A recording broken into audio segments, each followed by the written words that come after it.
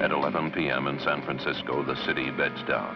At the international airport, a film company moves out on runway 5. The work is dangerous.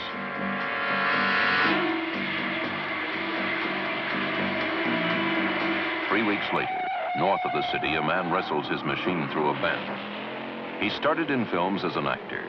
Today, he's more involved, deeply concerned with life, deeply concerned as a filmmaker. He's Steve McQueen, and the film is Bullitt.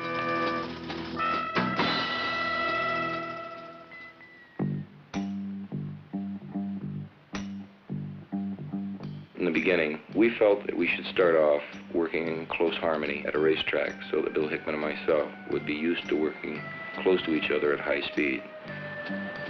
So we went out to Cotati Raceway up above San Francisco and worked at high speeds at well over the ton mark.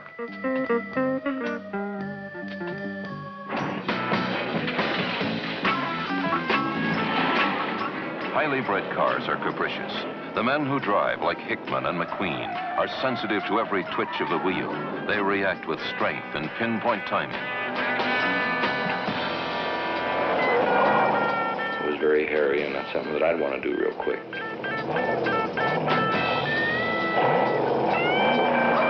Steve McQueen works by instinct, reflex, unconsciously concealed know-how.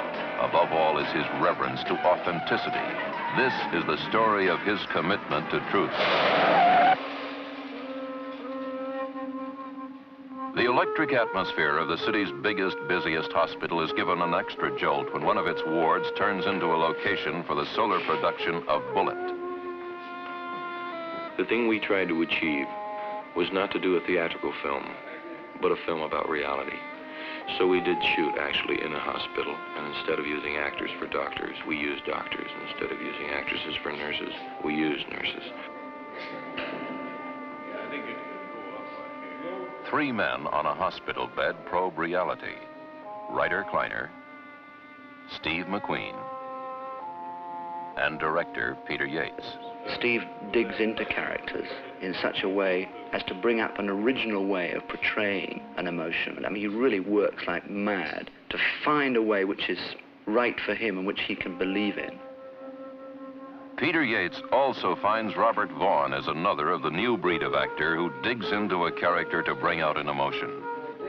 The operation that takes place in the film was done with an actor, of course, but done with real doctors.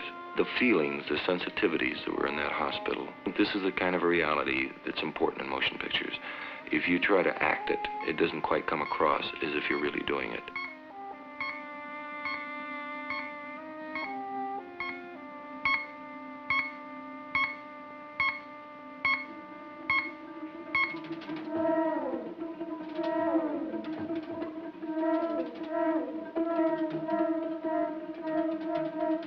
We had the reality we wanted.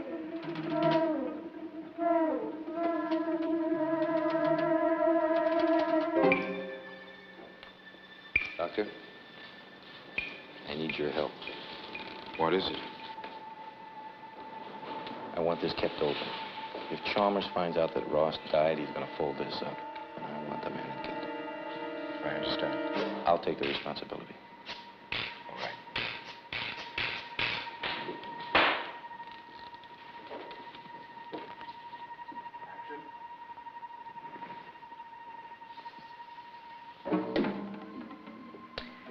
What went wrong, Lieutenant? Who else knew where he was? What? Who else knew where he was? What are you implying? Well, they know where to look for him, and he used your name to get in. Are you suggesting I disclosed his whereabouts? I want to know about Ross. What was the deal you had with him? The deal? Lieutenant, don't try to evade the responsibility. In your parlance, you blew it. To you, it was a job, no more. Were it more, had you the dedication I was led to believe? Believe what you want. You work your side of the street, and I'll work mine.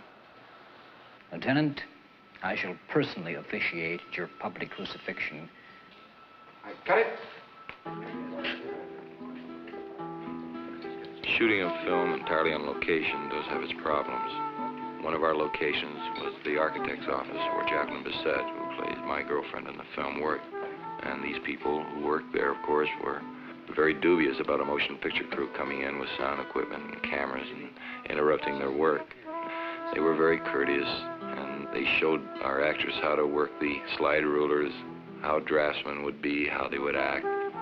We chose Jacqueline Bisset for the film because I felt that she had a very sincere quality to her. I think when you're choosing a girl to play opposite Steve McQueen, you have to be very, very careful, because he doesn't look the kind of man who would have a girl who was in any way painted or presented with a feeling of insincerity.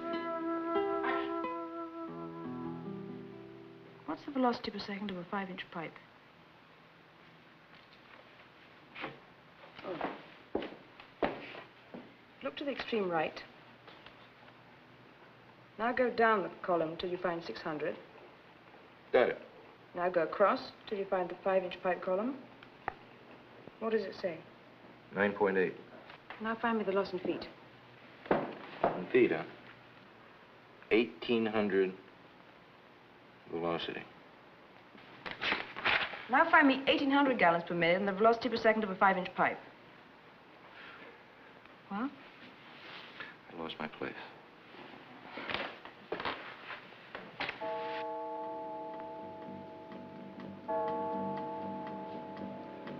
Our big problems, of course, in doing a chase as dangerous as this on the streets, is that nothing comes off, like wheels, axles, shock absorbers, because the things that we did in the streets with automobiles, I don't think will be done for a long, long time.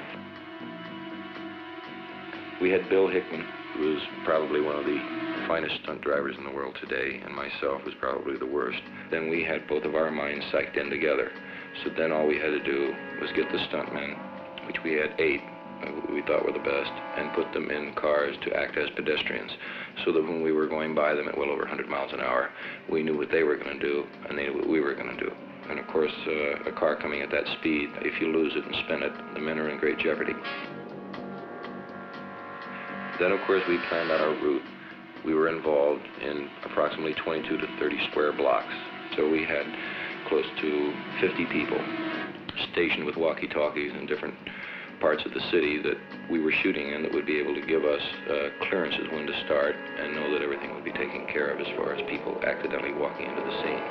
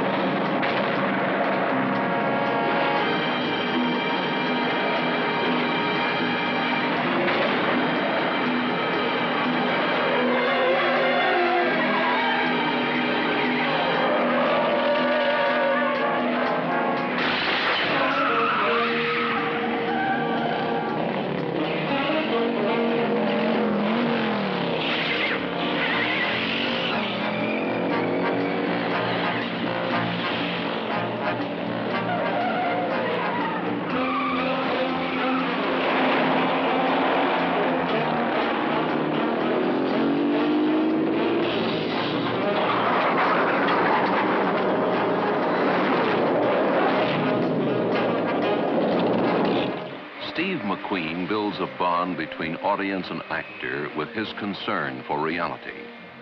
He is using San Francisco for its one-of-a-kind atmosphere, the stark drama it lends to the film.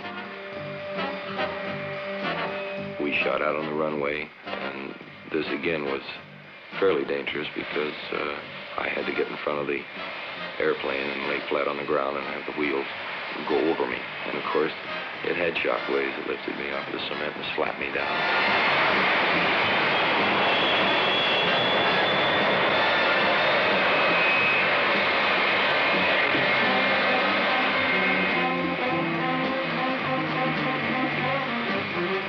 Steve McQueen works for the truth in Bullitt.